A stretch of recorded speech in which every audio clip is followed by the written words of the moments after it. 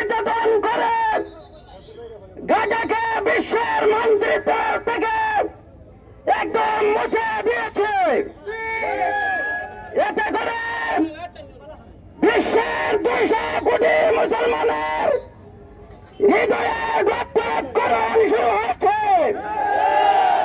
আমরা এতদিন 200 কোটি মুসলমান এবং প্রতিবাদের মাধ্যমে আমরা ধিক্কার জানিয়েছিলাম।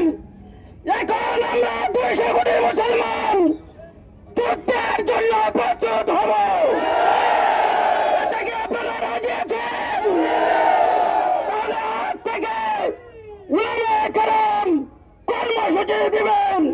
এই বিশ্বনাথ থেকেই আমাদের এই ইসরায়েলের বিরুদ্ধে যুদ্ধ শুরু হবে। আমরা যুদ্ধ করতে পারবো না।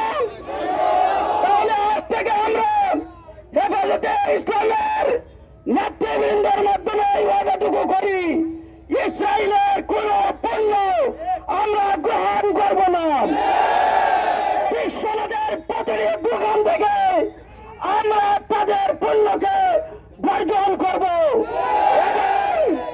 সকল দোকানিদেরকে আমরা অনুরোধ করব, ইসরায়েলের কোন পণ্য, কোকা-কোলা, বিএটিসি সিগারেট এবং নেসলে কোম্পানির নুডলস সহ সবকিছুকে আমরা বর্জন করবো ইনশাআল্লাহ। অবগত আছেন, বিগত দিন এই মুসলমানদের প্রাণ কেন্দ্র গাজা উপত্যকায় ইহুদি বর্বররা হামলা করেছিল। আমরা আজকে বিশ্বনাথ থেকে জানিয়ে দিতে চাই, যদি অনতি বিলম্বে জাতিসংঘ সেই গাজা উপত্যকা সহ ফিলিস্তিনে হামলা বন্ধ না করে, তাহলে বিশ্বের সমস্ত মুসলিম এক হয়ে এই ইহুদিদের বিরুদ্ধে যুদ্ধ ঘোষণা করা হবে। ফিলিস্তিন ইসরায়েলের ধ্বংসস্তূপে পরিণত করেছে। ফিলিস্তিনের সকল মুসলমানদের পাশে ঐক্যবদ্ধভাবে সারা বাংলাদেশের দেশের মুসলিম ত্যাগের জন্য প্রস্তুত আছি ইনশাআল্লাহ। আমাদের ধৈর্যের বাঁধ ভেঙে গেছে।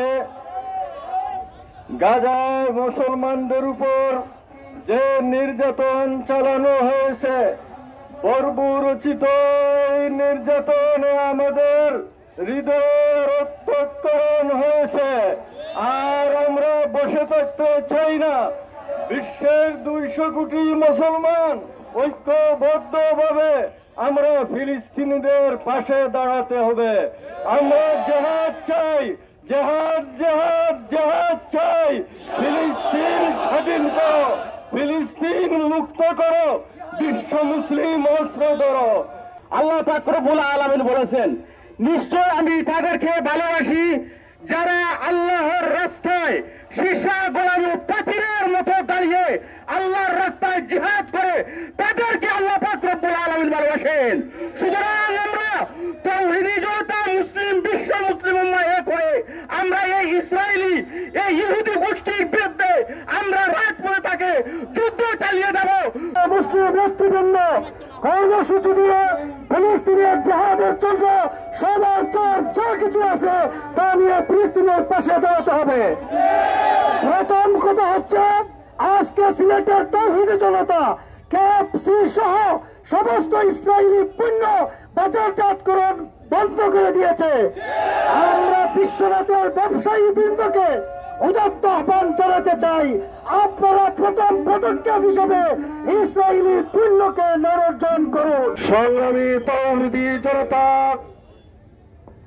আমি বিশ্ব বেঈমান আমেরিকা, রাশিয়া সহ জাতিসংঘের সকল বেঈমানদেরকে জানিয়ে দিতে চাই, আজকে ফিলিস্তিনকে আজকে মাটির সাথে তুলার সাথে মিটিয়ে দেওয়া হয়েছে।